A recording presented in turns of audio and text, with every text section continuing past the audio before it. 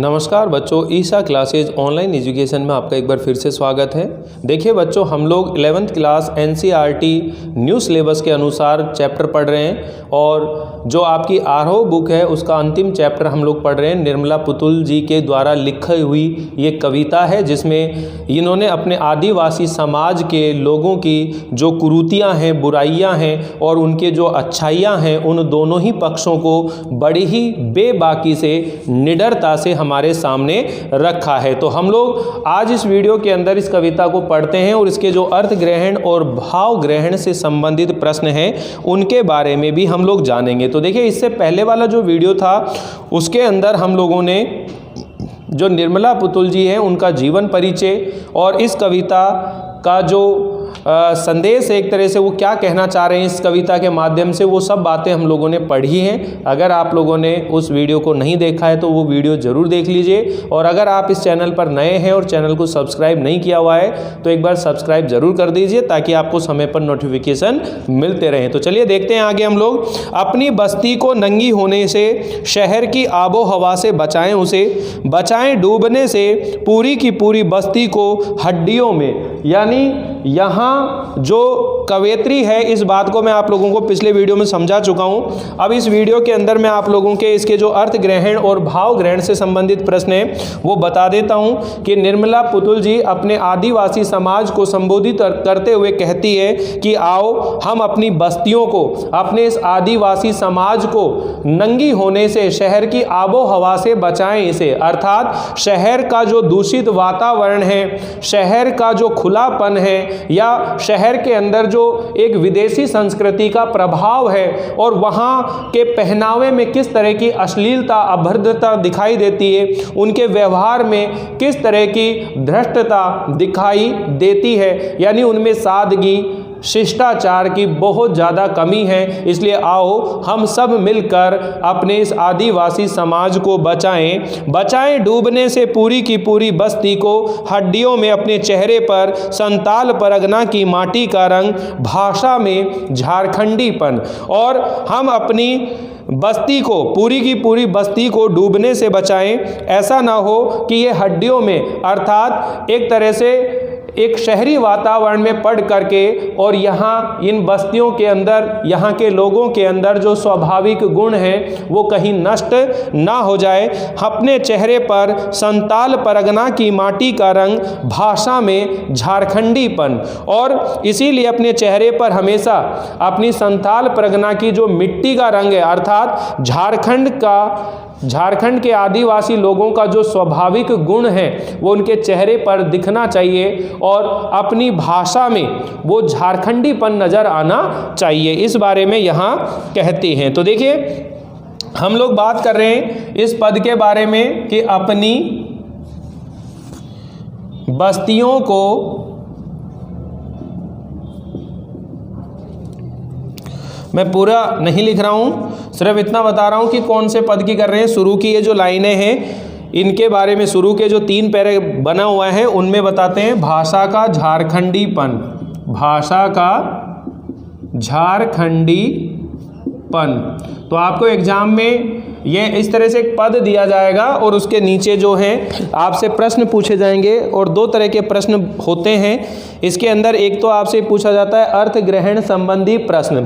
तो मैं यहाँ पर पहले आपको नोट करा देता हूँ, अर्थ ग्रहण संबंधी प्रश्न, अर्थ ग्रहण संबंधी प्रश्न।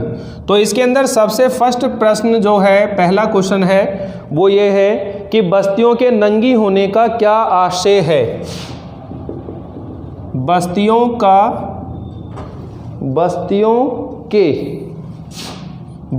के नंगी होने का क्या आशय है। ठीक है, तो इसको 2 पार्ट में बांट लेते हैं ताकि स्पेस अपन को थोड़ा सा ज़्यादा मिल जाए।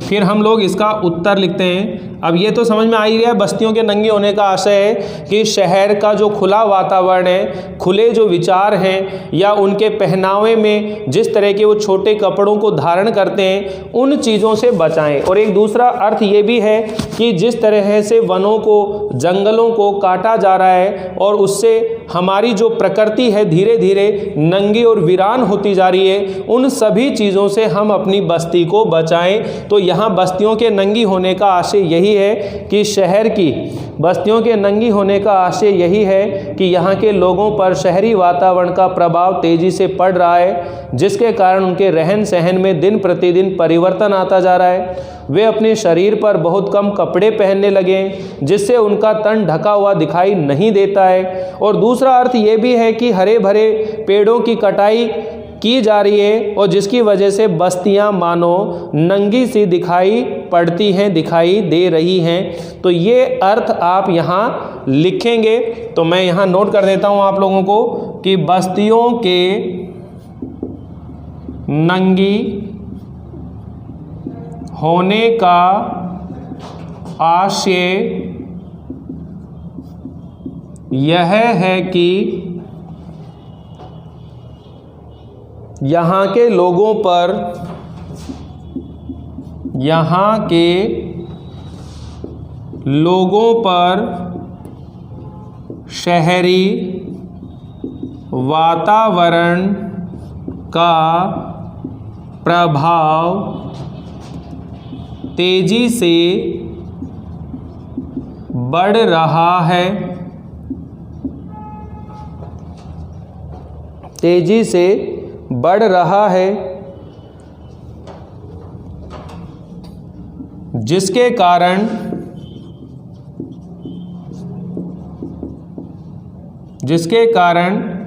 उनके रहन सहन में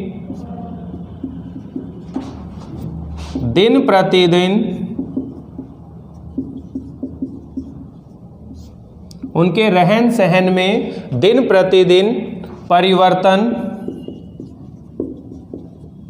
होता जा रहा है।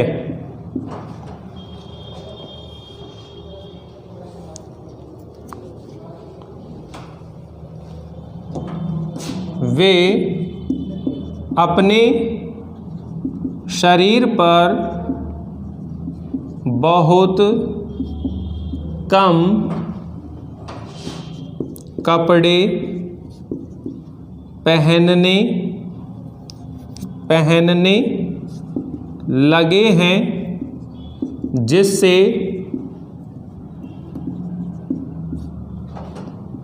उनका शरीर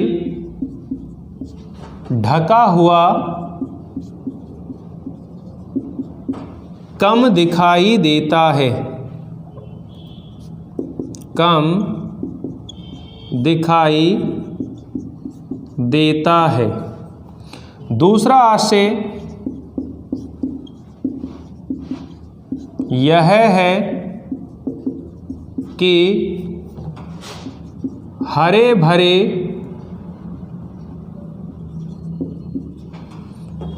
पेड़ों की कटाई करने से वन या जंगल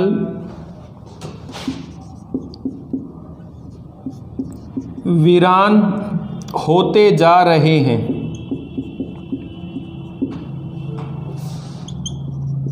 ठीक है, तो ये इसका उत्तर हो गया कि बस्तियों के नंगी होने का आशय है यहाँ के लोगों पर शहरी वातावरण, यहाँ के लोगों पर शहरी वातावरण का प्रभाव तेज़ी से बढ़ रहा है, जिसके कारण उनके रहन सहन में दिन प्रतिदिन परिवर्तन होता जा रहा है। वे अपने शरीर पर बहुत कम कपड़े पहनने लगे हैं, जिसके कारण उनका शरीर ढका हुआ कम दिखाई देता है। दूसरा आशय ये भी ले सकते हैं कि हरे भरे पेड़ों की कटाई करने से वन या जंगल वीरान होते जा रहे हैं, वातावरण दूषित होता जा रहा है।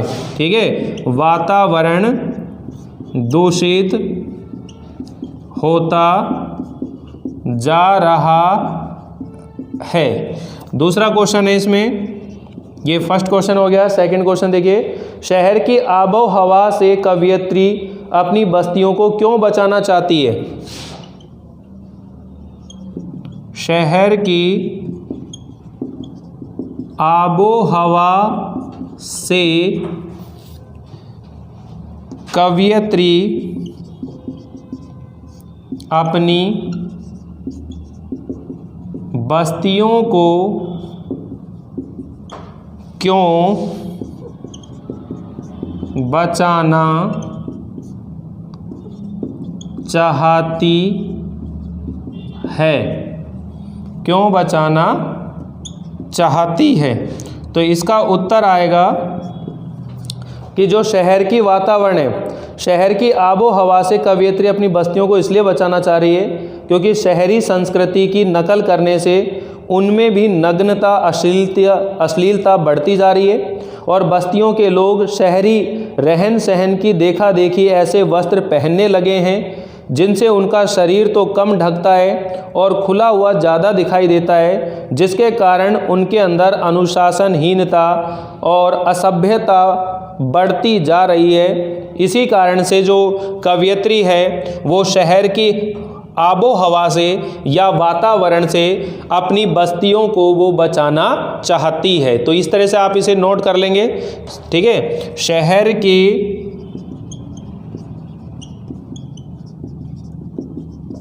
आबो हवा से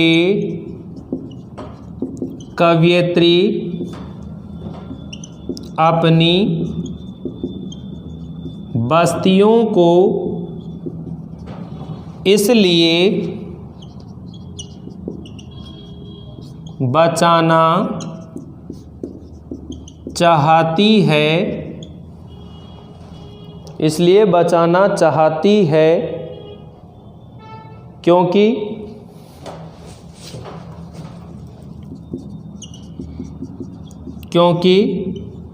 शहरी संस्कृति की नकल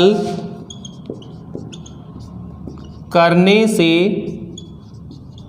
उनमें नग्नता, अश्लीलता व खुलापन बढ़ता जा रहा है।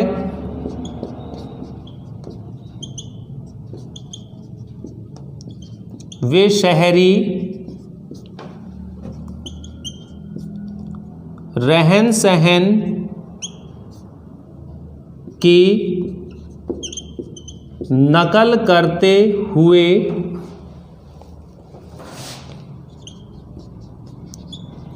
कम कपड़े पहनने लगे हैं, इसलिए कवयित्री शहर की वातावरण से अपनी बस्तियों को बचाना चाहती है। तो देखिए, आप लोग समझ रहे होंगे कि अर्थ ग्रहण से संबंधित जो प्रश्न पूछे जाते हैं आप लोगों से इस तरह से क्लियर करवाए जाएंगे। इसी के अंदर से आपको ये बातें बतानी होती हैं। जो अभी पैराग्राफ आप लोगों को पढ़ाया है उसी के अंदर ये सब चीज़ें आती हैं। भाई, शहर की आबो हवा से कवयित्री अपनी बस्तियों को क्यों बचाना चाह रही है?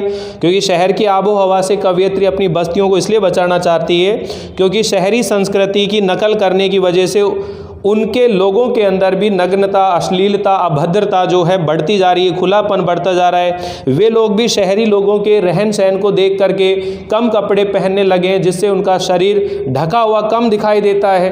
तो इसीलिए वो चाहती है कि हमारी ये जो बस्तियां हैं, आदिवासी बस्तियां, वो शहर के वातावरण से बची रहें, उनसे दूर रहें। ये सारे कारण आप बता देंगे। सेकेंड, इसके बाद थर्ड क्वेश्चन है, संथाल परगना की माटी का रंग का आशय स्पष्ट कीजिए।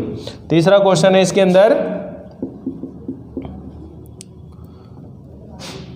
संथाल परगना की माटी का रंग का आशय स्पष्ट कीजिए।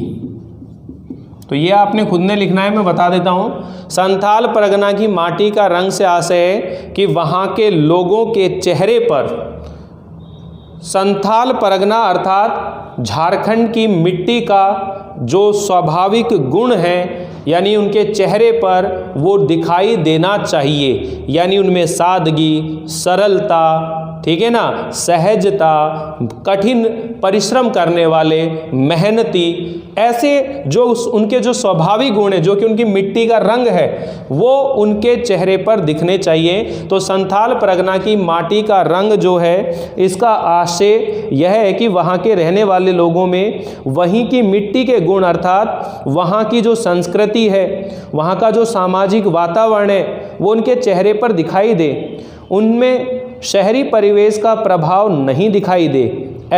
इस आशय से कवयित्री ने यहाँ पर कहा है। अब देखिए झारखंडीपन से क्या अभिप्राय है, ये भी नेक्स्ट क्वेश्चन है इसका।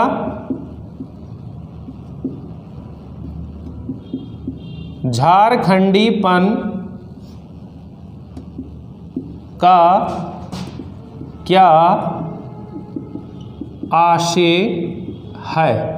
अब झारखंडीपन का मतलब है कि झारखंड के रहने वाले जो लोग हैं उनके जो स्वाभाविक गुण हैं वो उनमें दिखाई देने चाहिए। झारखंडीपन का आशय यह है कि झारखंड में रहने वाले लोगों के जो स्वाभाविक गुण हैं, यानी उनका जो भोलापन है, उनकी जो सादगी है, परिश्रम करने का जो गुण है, जिंदा दिली की मिसाल है, ये सारे गुण उनके अंदर दिखाई देने चाहिए।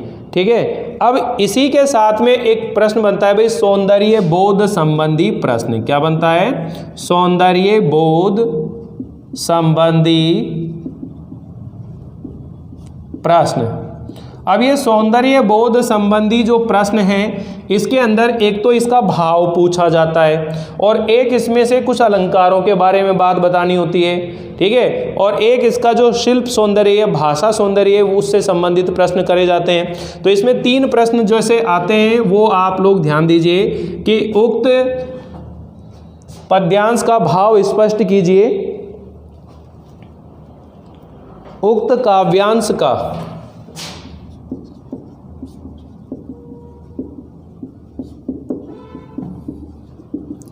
भाव सौंदर्य स्पष्ट कीजिए। अब देखिए भाव सौंदर्य क्या है कि इस पद में उन्होंने क्या बात बताई है वो इसका भावार्थ होता है। यानी कि प्रस्तुत काव्यांश में कवयित्री निर्मला पुतुल जी ने अपने आदिवासी समाज के लोगों में शहरी वातावरण के कारण से जो बुराइयां आ गई हैं, जो उनमें कुरीतियां दिखाई देने लगी हैं, उन्हें वो ये संदेश दे रही है कि वो उस शहरी वातावरण से दूर रहें। तो इसलिए हमें उन सब को उस शहरी वातावरण से बचाना है, ऐसा वो इस पद के अंदर कहती है।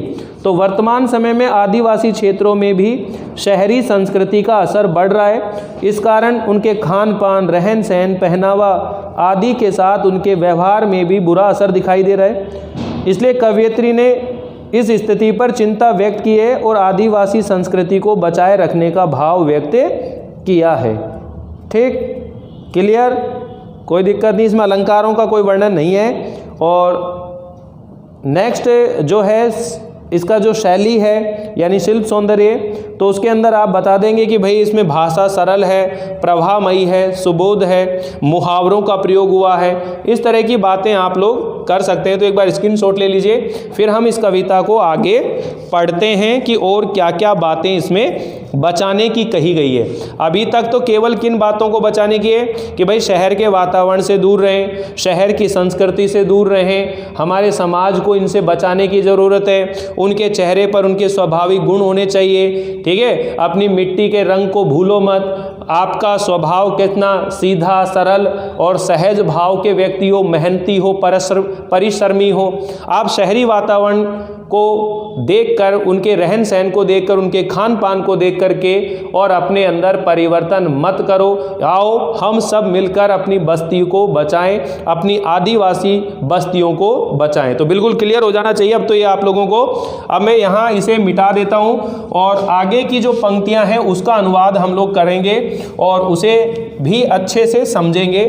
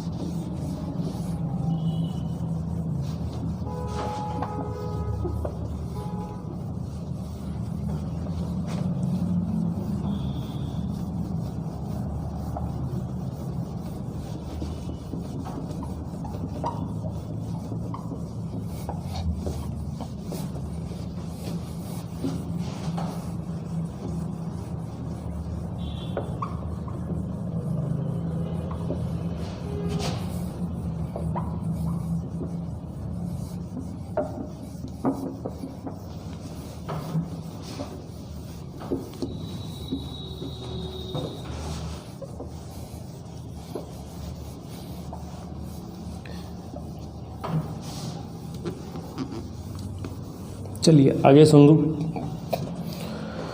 नेक्स्ट है इसके अंदर,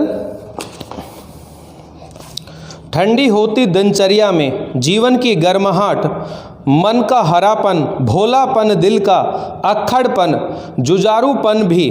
अब देखिए ये उनके गुणों की बात हो रही है इस कविता में। ठंडी होती दिनचर्या यानी शहरी वातावरण की वजह से आदिवासी समाज की जो दिनचर्या है, जिसे हम कहते हैं डेली रूटीन, वह उनका जो उत्साह है वो ठंडा हो गया है।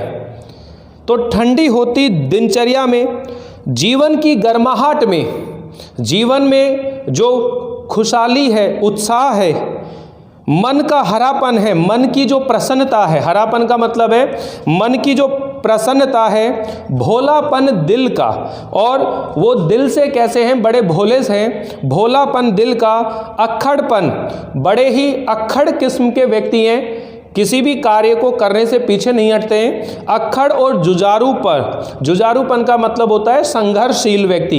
ये यहाँ जो कवयित्री है निर्मला पुतुल, वो आदिवासी समाज के जो गुण हैं, वहाँ के लोगों के जो स्वाभाविक गुण हैं उनके बारे में बताया है कि अब इस शहरी संस्कृति की वजह से, इस शहरी संस्कृति की वजह से उनका जो जीवन है, उनकी जो दिनचर्या है वो ठंडी होती जा रही है।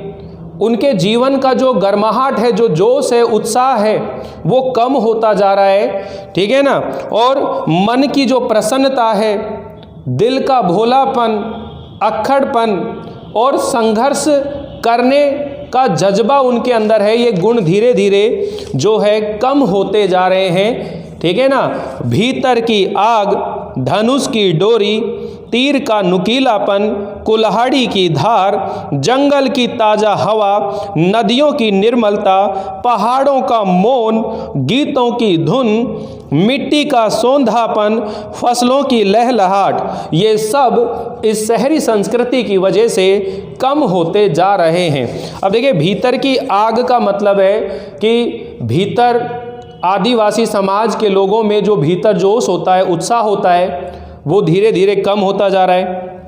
धनुष की डोरी, अब जो आदिवासी समाज है वो धनुष और तीर चलाने के अंदर वो बहुत निपुण होते हैं, पारंगत होते हैं। तो उनकी धनुष की डोरी और उनका जो तीर का नुकीलापन है, उनके कुल्हाड़ी की जो धार है, जंगल की जो ताज़ा हवा है, और नदियों की जो निर्मलता है, पवित्रता है, और पहाड़ों का जो मौन वातावरण है, गीतों की जो धुन है, मिट्टी की जो सुगंध है, और फसलों की लहलाट है, ये सब धीरे धीरे इस शहरी संस्कृति की वजह से कम होते जा रहे हैं। तो जहाँ निर्मला पुतुल जी इन पंक्तियों के माध्यम से सबसे पहले तो ये बता रहे हैं कि जो आदिवासी समाज के लोग हैं उनके स्वाभाविक गुण क्या हैं, उनके अंदर क्या क्या विशेषता है। उनकी सबसे बड़ी विशेषता है कि वो लोग बहुत ही सीधे और सरल स्वभाव के होते हैं। उनके स्वभाव में भोलापन होता है,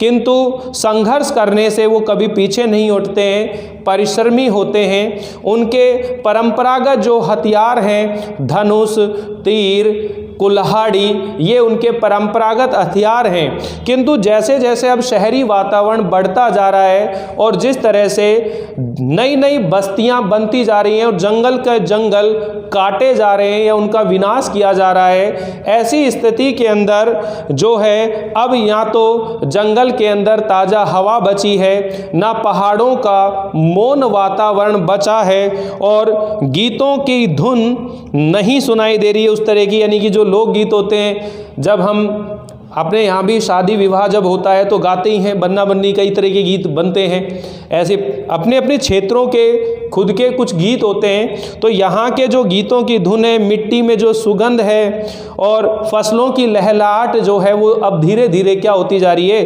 कम होती जा रही है, या उनके अंदर क्या होता जा रहा है, परिवर्तन होता जा रहा है। तो ध्यान से सुनिएगा कि कवयित्री अपने झारखंड प्रदेश के जो गुण हैं उनको बचाने का आग्रह करती हुई कहती है कि शहर की संस्कृति के प्रभाव में आने से यहाँ के लोगों की जो दिनचर्या है वो एक प्रकार से ठहर गई है। उनके जीवन में जो उत्साह है वो समाप्त हो गया है। उनके मन की प्रसन्नता, मधुरता नष्ट हो गई है। वे एक दूसरे से कटे कटे रहकर अपना जीवन जी रहे हैं। ये सब जो कमियां हैं, कमजोरियां हैं, ये ध्यान होने लगी हैं, वे सब मिट जाएं और उनके जीवन में फिर से उत्साह, मधुरता संचार करने लगे। उनके दिलों के अंदर अपनी संस्कृति के प्रति जो प्रेम है वो समाप्त ना हो जाए। जो उनका भोलापन है, अक्खड़पन है, जो जुझारूपन है वो उनमें समाप्त हो गया है। उनके दिल और दिमाग में वो फिर से वापस आ जाए ताकि वे अपने परंपरागत संस्कारों से परिपूर्ण हो जाएं। और कवयित्री अपने प्रदेश की पहचान और उनकी जो प्राकृतिक परिवेश है उसमें फिर से लौटने का आग्रह करती हुई कहती है कि मैं प्रदेशवासियों के जीवन का उत्साह ठंडा न हो, नष्ट ना हो, उनमें उत्साह या ऊर्जा की कमी ना हो, उनमें धनुष की डोरी, तीर का नुकीलापन पहले जैसा ही बना रहे, उनकी कुल्हाड़ी की धार भी यथावत बनी रहे। कहने का मतलब है वे अपनी परंपरागत जो जीवन शैली उसको ना छोड़ें। इसके साथ ही यहाँ का जो प्राकृतिक जीवन है वो भी वैसा ही बना रहे। जंगल की ताज़ा हवा, नदियों की पवित्रता, शांत वातावरण, लोकगीतों की धुन, मिट्टी का सौंधापन, लहलहाती फसलें जैसे पहले थी उसी तरह से बनी रहे। अर्थात उनके अंदर किसी तरह का कोई कुप्रभाव या बुरा प्रभाव ना पड़े। नाचने के लिए खुला आंगन, गाने के लिए गीत, हंसने के लिए थोड़ी सी खिलखिलाट, रोने के लिए मुट्ठी भर एकांत। यानी ये अपने आदिवासी समाज के जो स्वाभाविक गुण हैं उन्हीं का वर्णन कर रही है कि आज जिस तरह का विस्तार हो रहा है तो बच्चों के लिए ना तो खेलने के मैदान बचे हैं, गाने के लिए गीत नहीं है, हंसने के लिए थोड़ी सी भी खिलखिलाट नहीं बची है। लोग एक दूसरे से ईर्ष्या और द्वेष का भाव रखते हैं और एक दूसरे से कटे कटे रहने लगे हैं। तो ऐसा ना हो कि हमारे बीच में ये सब चीज़ें ही समाप्त हो जाएं। तो आओ हम सब मिल करके और इन चीज़ों को बचाएं। हमें नाचने गाने के लिए छोटा सा मैदान चाहिए, गीत गाने के लिए चाहिए, हंसने बोलने के लिए थोड़ी सी खिलखिलाट हो, और अगर किसी दुख या कष्ट की वजह से रोना पड़े, थोड़ा सा एकांत की आवश्यकता है। तो हम सब उस दुख की स्थिति में एक दूसरे का साथ कभी भी ना छोड़ें। बच्चों के लिए मैदान, पशुओं के लिए हरी हरी घास, बूढ़ों के लिए पहाड़ों की शांति, कि आओ वापस से हम अपने आदिवासी समाज, अपनी संस्कृति को बचाएं, जहां पर बच्चों के लिए खेलने के लिए मैदान हो और पशुओं के लिए हरी हरी घास मिले और बूढ़ों के लिए पहाड़ों की शांति अर्थात मौन वातावरण उन्हें मिल सके। वही वापस से हमारे समाज के अंदर वो सभी चीज़ें स्थापित हो जाए।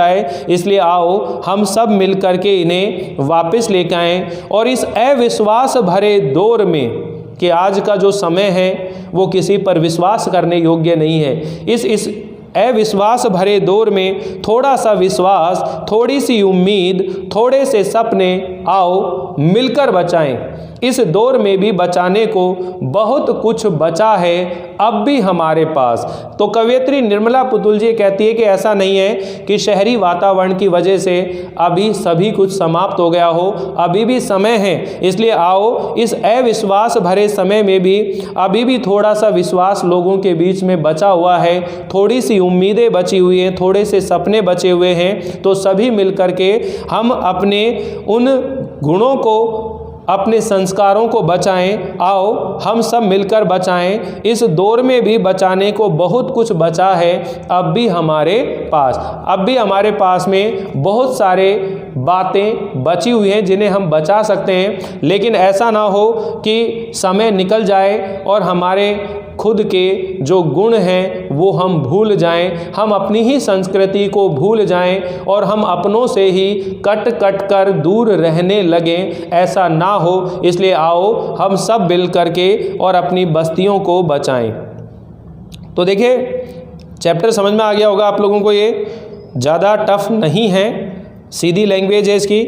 माटी का रंग प्रयोग करते हुए किस बात की ओर संकेत किया गया है? तो आप बता देंगे कि इस कविता में मिट्टी का रंग प्रयोग करते हुए कवयित्री निर्मला पुतुल ने अपने झारखंडी या अपने झारखंड के या आदिवासी क्षेत्र के जो स्वाभाविक गुण हैं, भोलापन, सादगी, अक्खड़पन, जुझारूपन, उन स्वाभाविक गुणों की ओर क्या किया गया है, संकेत किया गया है। तो माटी का रंग प्रयोग करते हुए किस बात की ओर संकेत किया गया है, तो ये हमने पहले ही बात कर ली इस पर। भाषा में झारखंडीपन से क्या अभिप्राय है, तो भाषा में झारखंडीपन का अभिप्राय है कि वहाँ के लोगों में, उनके स्वभाव में वास्तविकता से झारखंड की भाषा विद्यमान हो और वो गुण उनके अंदर स्वाभाविक रूप से क्या हो, दिखाई दे।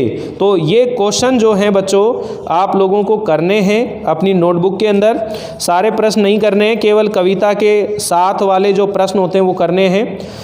भाषा में झारखंडीपन से अभिप्राय है झारखंड के लोगों के जो स्वाभाविक बोली है और उसे बोलने का अपना लहजा है, उसे हम बचाएं। नेक्स्ट है, दिल के भोलेपन के साथ साथ अक्खड़पन और जुझारूपन को भी बचाने की आवश्यकता पर क्यों बल दिया गया है, क्योंकि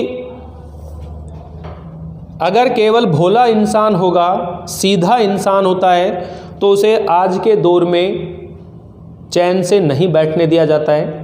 इसीलिए निर्मला पुतुल जी ये कहना चाहती है अपने समाज के लोगों से कि आप में अपने क्षेत्र के जो भोलापन गुण हैं वो भी होना चाहिए, लेकिन भोलेपन स्वभाव के साथ साथ उसमें अक्खड़ता और किसी भी संकट की स्थिति में संघर्ष करने का जो भाव है वो आपके चेहरे पर होना चाहिए, आपके हृदय के अंदर वो गुण होना चाहिए। तो सुनिए वापिस से कि प्रस्तुत जो कविता है उसमें कवयित्री कहती है कि झारखंड के लोगों का जो भोलापन है वो उनका सबसे बड़ा स्वाभाविक गुण है, लेकिन इस भोलेपन के भाव के साथ साथ यहाँ के लोगों में अक्खड़पन और जुझारूपन भी है, तभी तो वे अपनी बात को रखने के लिए संघर्षशील रहते हैं। भोलेपन के साथ साथ संघर्षशीलता का यह गुण यहाँ के निवासियों में समाया हुआ है। इसीलिए कवयित्री ने दिल के भोलेपन के साथ साथ अक्खड़पन और जुझारूपन को बचाने की आवश्यकता पर बल दिया है। नेक्स्ट है, प्रस्तुत कविता आदिवासी समाज की किन बुराइयों की ओर संकेत करती है। तो ये तो आप शुरू में ही जब आप लोगों ने देखा होगा वीडियो, उस समय मैंने आपको बताया कि जो आदिवासी समाज है उनके अंदर अशिक्षा है, उनके अंदर कई तरह का कुरीतियाँ है, शहरी वातावरण के रहन सहन के अनुसार वो भी कम कपड़े पहनने लगे हैं, उनमें शराब की ओर उनका झुकाव बढ़ता जा रहा है। इन सभी बुराइयों की ओर यहाँ पर उन्होंने संकेत किया है। तो सुनिए, प्रस्तुत कविता आदिवासी समाज में शहरों के वातावरण को देखकर शिक्षा की कमी के कारण उनमें नग्नता की ओर संकेत किया गया है। कवयित्री कहती है कि शहरी वातावरण के प्रभाव के कारण यहाँ के लोगों के जीवन में भी स्थिरता, जड़ता आ गई है और उनमें जो जोश, उत्साह होना चाहिए उसमें क्या आ गई है, कमी आ गई है। ये बात आप यहाँ बता देंगे। नेक्स्ट है, इस दौर में भी बचाने को बहुत कुछ बचा है से क्या आशय है। कवयित्री ये कहती है कि माना कि इस दौर में एक शहरी संस्कृति के प्रभाव से हर तरफ नग्नता, अश्लीलता, अभद्रता, अशिष्टाचार बढ़ गया है, अविश्वास बढ़ गया है, लेकिन आज भी इस दौर में भी हमारे पास थोड़ा सा विश्वास बचा हुआ है, थोड़ी सी उम्मीदें बची हुई हैं, थोड़ा सा जो एक प्यार प्रेम है, अपनापन है, वो भी बचा हुआ है। इसलिए आओ हम सब मिलकर के इस आदिवासी समाज के हमारे जो गुण हैं उन्हें हम सब मिलकर के बचाएं।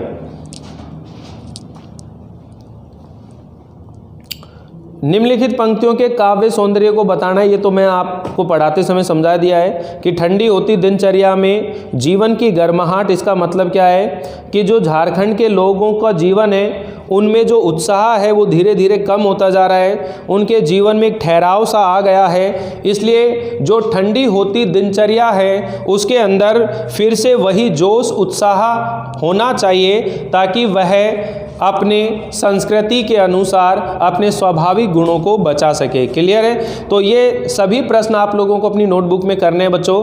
अगर फिर भी कोई दिक्कत आ रही हो, कोई डाउट हो या किसी बात को समझने में प्रॉब्लम आ रही हो तो आप पर्सनली मेरे से मैसेज करके पूछ सकते हैं। मैं आपकी सभी समस्याओं का समाधान करने के लिए हमेशा तत्पर हूँ। और इसी विश्वास के साथ आप जुड़े रहें, बने रहें और अपना जो पूरा होमवर्क है वो अपनी नोटबुक में ज़रूर कर लीजिएगा। मिलते हैं अगली बार, नई बुक शुरू करेंगे। अब ये बुक कंप्लीट हो गई है, सेकंड जो बुक है उसको लेकर आएंगे। तब तक के लिए थैंक यू, धन्यवाद, बाय बाय।